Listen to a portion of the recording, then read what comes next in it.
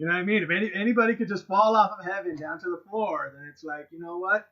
Hey God, make sure there's handles in your rafters. That's all I'm saying. Hey, wasn't that how the devil got made? He slipped and fell and became evil? Yes. Yeah, I mean, God pushed him off. He was like all Sparta'd him out. Like, the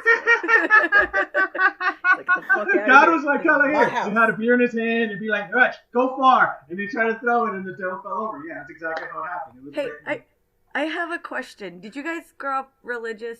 I'm always curious how, like, because all the Abrahamic religions, they overlap, like, similar stories. So the devil story I heard, when God made, like, a guy out of clay, and he's like, look, I did a thing, bow down to it. And most of them were like, yeah, dude, bro, you rock, hell yeah, bowing. And this one guy's like, what the fuck, dude, I can make shit out of clay. This is bullshit. And then he's like, fuck you, get out of my house. And then he made a new house underground. Is that how you guys learned about the devil? Is that how you got kicked out of your house? Because this sounds like how you got kicked out of your house. First of all, I mean, you should never love to do sculpture.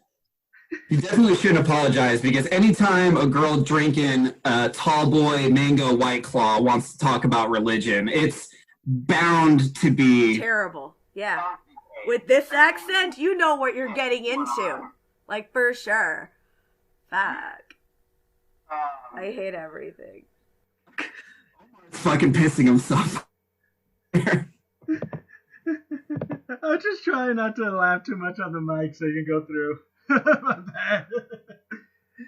I didn't grow up religious at all, actually. Like, my family was not the religious type. I spent a short period of my life as a religious person later on in life. Like, joined the military, thought I found Jesus, got a cross tattoo, whole 9 yards. Wait, what made you, like, go from no religion to what was the turning point for you that was like, all right, yeah, I'm in now, I'm on the Jesus train?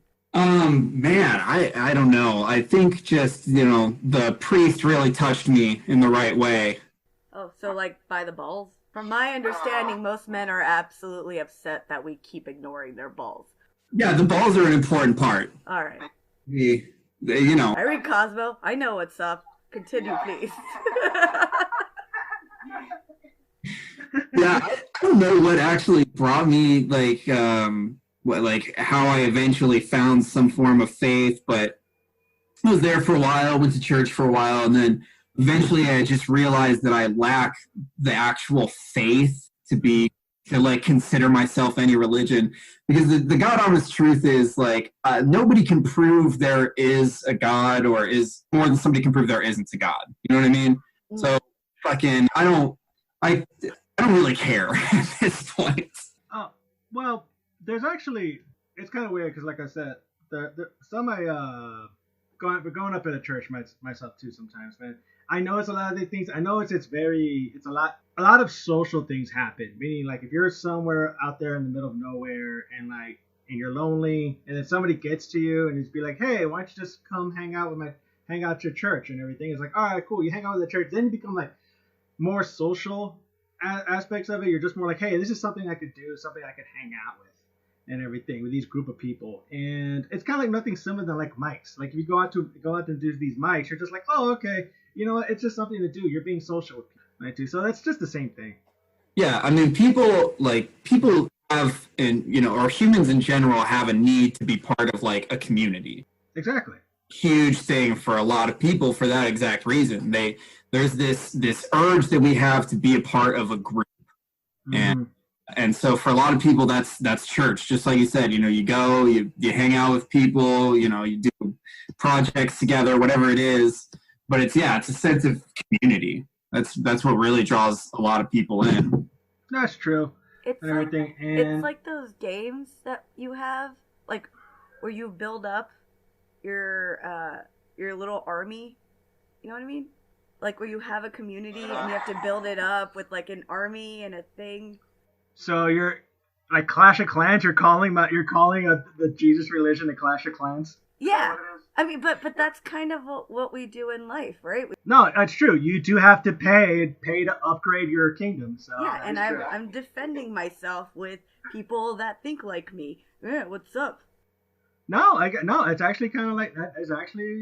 that's not a bad comparison and stuff. Like, You take a religion in Clash of Clans. I guess. I don't know. I know the people that play them and they talk about it, and that's how I know about it. one of my buddies actually kind of like went super deep into this, and he spent like probably maybe about $200 a month on Clash of Clans, so he could have like this whole big old army thing, so he could start attacking people. Man, it's an addictive thing to do. What the fuck is wrong in your actual life where you're receding into this life? Like, that's a pretty good investment to feel good about yourself, you know? Well, there's a lot of people that do that type of shit anyways. Like, you just like you put a whole bunch of money into something, like you're kind of just into it, and all of a sudden like it just consumes your freaking life, and then all of a sudden like your whole life is like, I gotta go out there and start clashing and taking things over. Like, you end up becoming like a Viking. Yeah, it's like, do you remember when World of Warcraft was a thing? Like, everybody was into it? Wowers? Wowers. And has that stopped? I feel like there's still a huge World of Warcraft. Really? I thought everybody was mad at Blizzard. I don't know. Oh, fuck if I know. I know. I used to live with a gamer that had LAN parties, and Oh, Jesus. I know. I was like, well, I'm gonna go sleep around. Goodbye. I'm gonna go cheat on you. I'll be back. Yeah, I'm gonna go find a real person. Yeah. I'm gonna go find someone to take a quest into this cave. Hey, you paid half a rent, right? Yeah? Alright, I'll see you in a bit. Oh, man. I'm a terrible person. Nah, but they're actually, like I said, you can be like, I don't know, but again, that falls into like community thing. Like, you just want to be part of like a community and stuff like that. Like, have you guys, like, we did the Zoom thing, and a Zoom stand-up show, because we wanted to do it because we're comics and we need attention and everything. And there was but Ben, have you done anything like, has doing the Zoom thing kind of replaced anything, like the social aspect of life? Or we're only accepting the Zoom thing right now because it's just like, this is the best we can do at this moment. Until once we can start hanging out with people again, we're like never going to Zoom anybody. You're just making the best of a shitty situation. Like, hey, we're very social. Find a way to do it. You know, humans are adaptive. Exactly. Like, they tried for the first time to blow up the towers in like the 90s, like 92 or something. And then that didn't work out. So they're like, well, wait, let's replan this. I mean, just human beings are very, very adaptive to their situations. There's people living in the Antarctic. I guess that's a better, cleaner example. I'm sorry. I would never live in the Antarctic. Yeah, penguins are not that cool, man. They look fun in the Happy Feet movie, but I'm pretty sure they're assholes. Yeah, fuck penguins. Yeah, fuck penguins.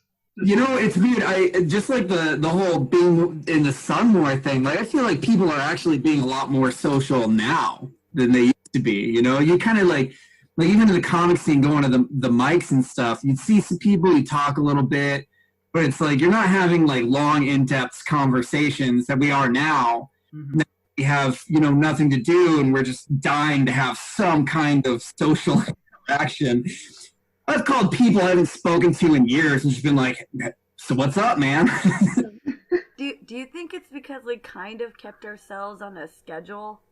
Like an unspoken schedule? Like, I'm so busy, I gotta go do this, I gotta go do this. And it was like, now that you're sitting back, you're kind of like looking at yourself from an outside view. Yeah, we, back in the day, we had things to do, like jobs. Like, yeah. Responsibilities and shit. Now we have nothing to do but to think about our own lives, our regrets, and yeah. Oh yeah, we're arriving with depression. We've got a couple more episodes in us. Man, I mean, we're coming out of this with just record numbers of pregnancies, divorces, and suicides. And that's funny. So basically, it's just going to even itself out. That's pretty much what you're telling us, Ben. It's just going to even itself out. It's a baby boom with a suicide boom. That's pretty much how it is. I was talking to a buddy of mine the other day. I was like, we were talking, we both lost our jobs and we were talking about it. And I was like, the good news is there should be roughly 3,000 new job openings, right? That is fair.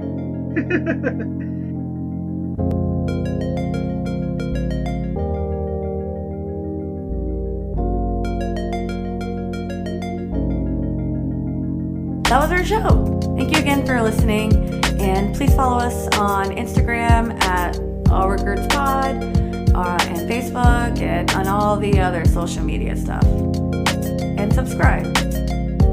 If any of these stories have inspired you to come up with a regret, send us your regrets at allregertspod@gmail.com.